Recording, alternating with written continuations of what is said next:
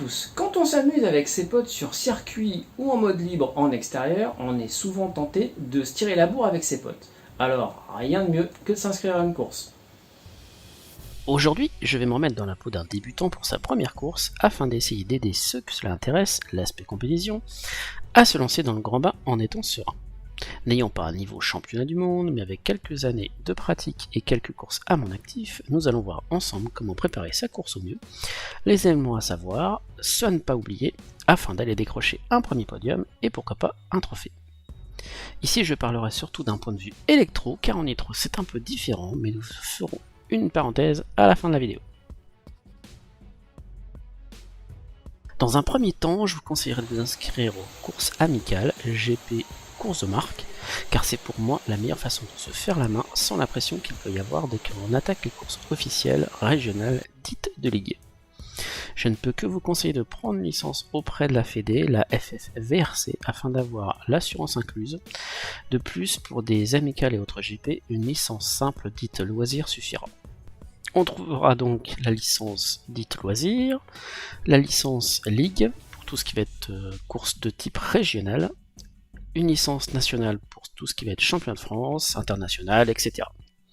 Certaines amicales ou Grand Prix ne demandent pas de licence, mais d'autres oui, donc dans l'idée, pour moi, c'est quand même mieux. Premier élément à prendre en compte au niveau du budget, la puce de comptage ou le transpondeur. Obligatoire, celle-ci va enregistrer vos temps pendant la course et ainsi définir le classement. Si vous êtes déjà inscrit dans un club, ceux-ci en ont souvent en dotation à tarif préférentiel par la Fédé, même si on peut en trouver chez les revendeurs RC ou en occasion. Attention, ça part très vite en occasion. Comptez une centaine d'euros en passant par le club. Attention, il faudra absolument une radio 3 voies pour équiper la puce de comptage. Ensuite, il faudra vous inscrire à la course. Ici en budget, on va compter entre 15 et 30 euros suivant le format sur 1 ou 2 jours. Prévoir aussi de quoi vous resterez la buvette le midi, c'est important. Les fiches d'inscription reprennent souvent le modèle de la FFVRC et les éléments demandés seront souvent les mêmes. Concernant votre voiture, on va partir du principe que vous avez déjà tout nettoyé et révisé. Le serrage des écrous, les vis au frein filet, etc. Vérifiez la bonne liberté des éléments en mouvement. Concernant le réglage à proprement parler du châssis, je pars toujours d'une base passe-partout en hydro, diff et géométrie. De nombreux pilotes pros mettent en ligne des setups de base particulièrement efficaces que je ne peux que vous conseiller.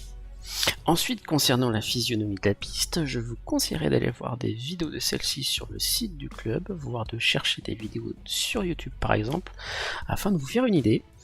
Vous pourrez ainsi modifier en amont quelques éléments afin de coller direct aux contraintes de celle-ci en termes de grippe ou de relief.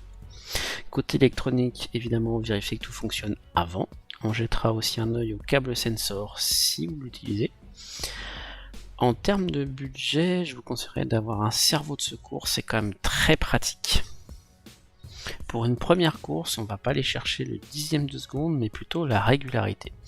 Avoir une voiture facile vous fera aller plus vite qu'un châssis réglé rapide, mais plus délicat. Nous allons parler des pneus. Quasi le poste le plus important. Un châssis réglé sans les bons pneus, et c'est une finale ratée. Pour débuter, si possible, se renseigner sur les profils qui fonctionnent sur la piste, que ce soit en terre, en multi-surface, en full astro. Sinon, partir sur un profil avec lequel on est confort, avec un petit budget, une gomme super soft pour le matin, une gomme soft suffira pour l'après-midi, en fonction du grip et de la température, bien sûr. Côté pièces de rechange, à peu près toujours la même chose comme pour tous les châssis, à savoir une paire de triangles avant, un support d'amortisseur avant, toute autre pièce on va dire que vous pourriez avoir en bonus, mais généralement c'est souvent les triangles et les supports d'amortisseur avant qui prennent cher au début. Autre sujet important, les lipos. Car en course, les sacs de charge sont obligatoires et on charge le plus souvent à 1C. C'est-à-dire la capacité nominale de la lipo. Par exemple, un lipo qui fait 6000 mAh, ça correspond à 1C, donc 6 A. Pour une journée de course, pour être tranquille, je dirais qu'il faudrait 3 lipos minimum. Si vous en avez plus, c'est du bonus. Pas besoin de HV en loisir. Une capacité de 6000 mAh, 80, 100C suffisent. Une plus grosse capa, c'est bien aussi, mais par contre, ça fera une plus grosse réserve de watts, mais par contre, vous allez emmener plus de poids, sachant qu'on va chercher d'aller être assez, on va dire, le plus léger possible. Il faudra aussi penser à un chargeur adapté, capable de recharger le Nipo rapidement à 1C en mode balance. La course, celle-ci sera encadrée avec un règlement spécifique au 1/8 électrique tout-terrain. Le jour de course, vous aurez sûrement 1 ou 2 essais chrono pour vérifier que votre puce de comptage fonctionne, puis 3 qualifs de 5, 6 ou 7 minutes, et 3 finales de 10 minutes. Alors ça c'est un timing, on va dire, qui est générique, sachant qu'on peut avoir des finales, des fois peut-être 4 finales, mais généralement c'est 3 qualifs et 3 finales. Un numéro vous a été attribué par l'orga de course. C'est totalement aléatoire, c'est pas parce que vous avez le numéro 1 que vous allez plus vite que les autres, et inversement. Vous allez garder pour l'ensemble des qualifications. Une fois les qualifs finis, un nouveau numéro vous est attribué en fonction de votre position en qualification. Suivant le nombre d'inscrits, les 10-12 premiers en qualif iront en finale A, les 10-12 suivants en finale B, etc. Attention donc à vos qualifs, car cela définit votre position de départ pour la finale. Il n'y a pas de remontée possible, contrairement au nitro. En qualif, on va donc essayer d'aller le plus vite possible. En finale, on va jouer la régularité. Notez qu'en course, il y a des pilotes pour vous remettre sur les roues si vous mettez sur le toit quand vous roulez, et c'est à vous de remplacer les copains quand eux roulent. C'est ce qu'on appelle le ramassage. Une fois votre qualif ou finale fini, et vous allez remplacer au ramassage ceux qui ont roulé avant. Pas question de hurler sur le ramasseur qui met trop de temps à vous remettre en course à votre goût. On va le répéter encore une fois, ça fera pas de mal, dans 99% des cas, si vous mettez sur le toit, c'est de votre faute. En course, si quelqu'un est plus rapide, laissez-le passer, il finira toujours par passer devant, mais vous gênez plus qu'autre chose. A l'inverse, si vous êtes plus rapide, faites comprendre que ça pousse derrière, mais en restant fair play, il fera toujours une faute et vous pourrez passer sereinement.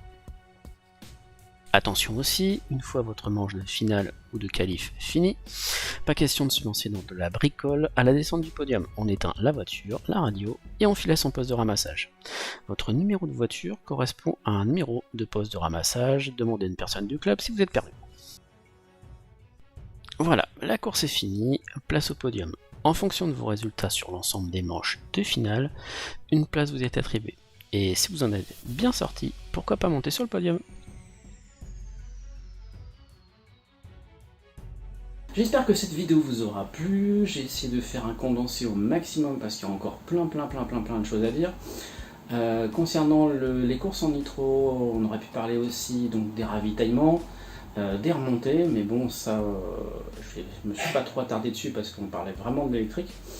Également pensez à remercier les bénévoles au comptage et à la buvette, ça fait toujours plaisir. Pensez aussi que donc sans bénévoles il n'y a pas de club, et sans club il n'y a pas de course. Donc la RC c'est que du plaisir, alors profitez bien et à bientôt.